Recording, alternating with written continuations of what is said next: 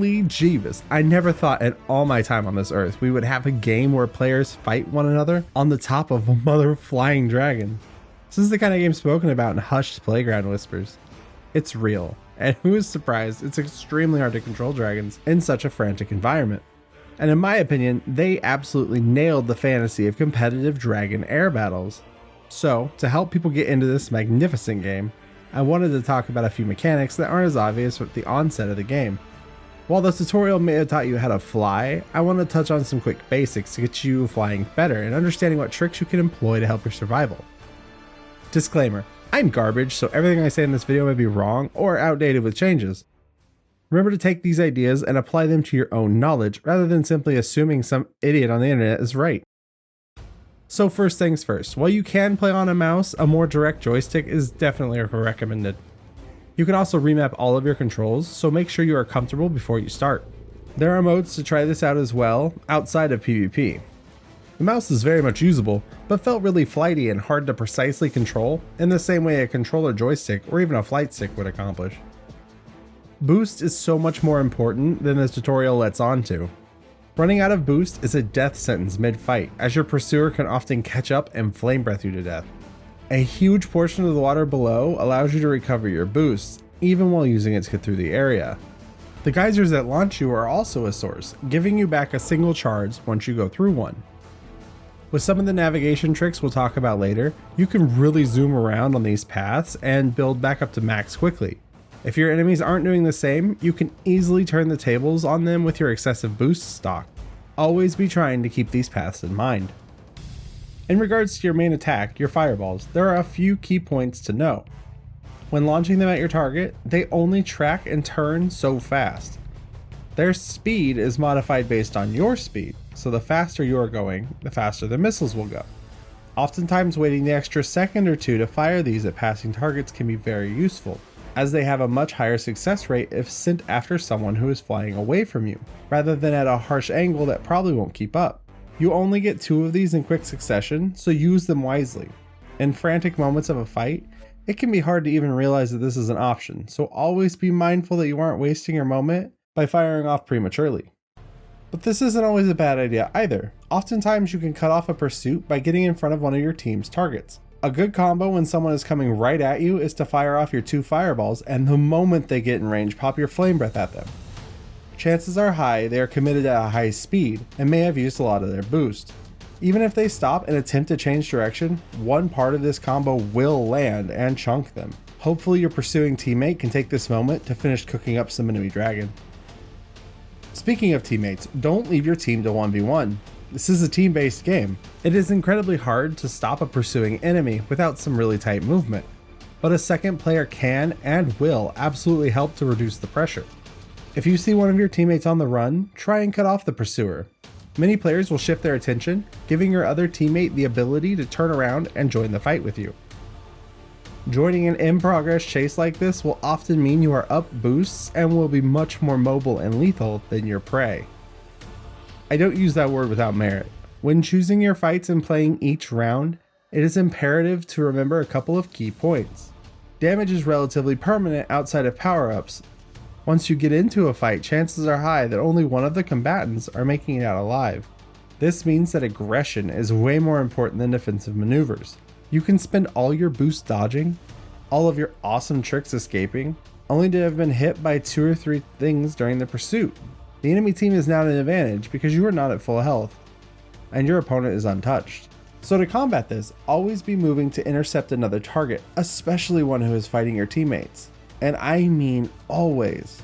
Time spent running is time spent doing no DPS, so always be hunting. Go spend some time in free flight and try out some of these tricks until you're comfortable. These dragons handle like hot rods with an attitude, so make sure you're ready for the speed. Get used to checking behind you. I know I don't do this nearly as much as I should, and if you are watching this, I bet you don't either. Fly around a bit and get comfortable with flipping the camera. In the same style, get comfortable paying attention to the arrows and indicators on your screen. This information is key to your survival, especially when you see so many little bars stacked on top of one another. This means, basically, dodge or die. Each of these arrows has a meaning attached.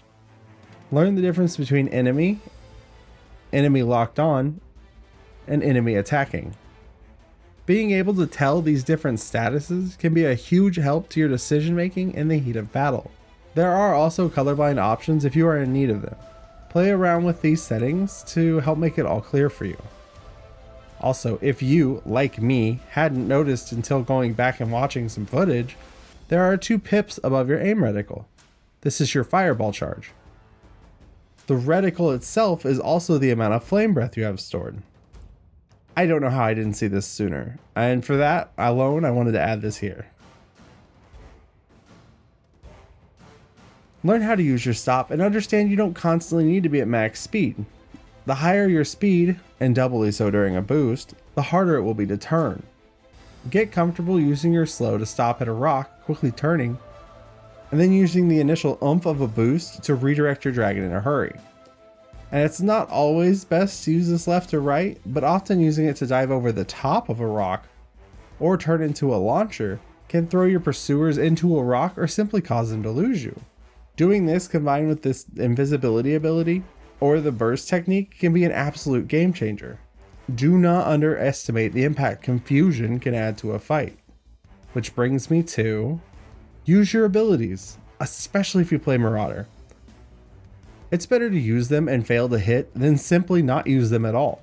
If you are a Marauder, I implore you to take the burst ability and be relentless in your pursuit of low HP enemies.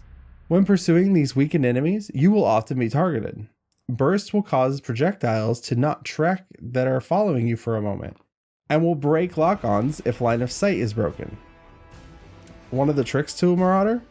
This ability and the mark ability both reset when you get a kill or assist, meaning you can pop both burst and their lock-on ability again after a kill, effectively giving you a DPS reset and another oh shit button. Pay attention to the scoreboard.